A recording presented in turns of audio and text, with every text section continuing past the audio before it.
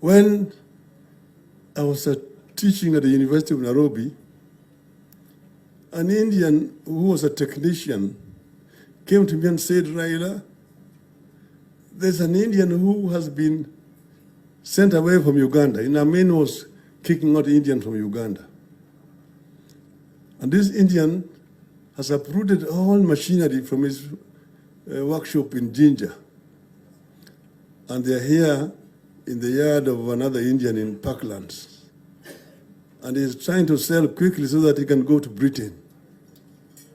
You may have some work for these machines.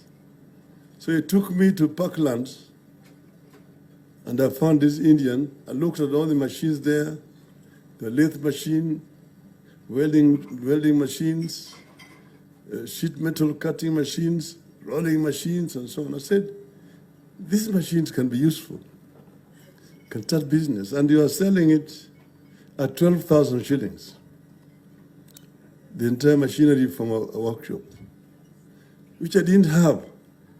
My salary was 2,000 shillings a month. Then now,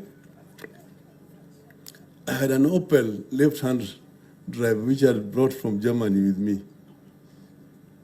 I sold that Opel and got 12,000 shillings to pay that Kalasinga. And I got the machinery, which I used to start my business, East Africa Spectre Limited, today.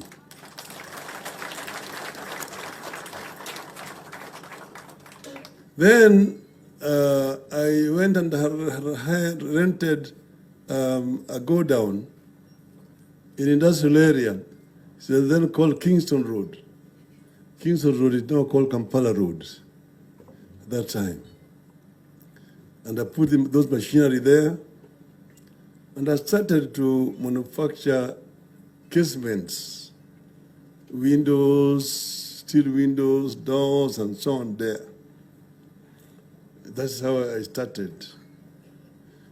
Then a Mzungu came to me, who was working with Ajip Oil Company, and told me that they had the shortage of gas cylinders. And if I could manufacture, they would be able to buy. I told him I used to work in a cylinder manufacturing company in Germany. So they brought a sample, I retooled, I went to foundry, I got the presses and so on, and started manufacturing cylinders at that time. So now, there's a German who would come here. Germany had given Kenya loan to start Kenya industrial estates. So when he came to my workshop and looked at what I was doing, he said, we are trying to create African entrepreneurs.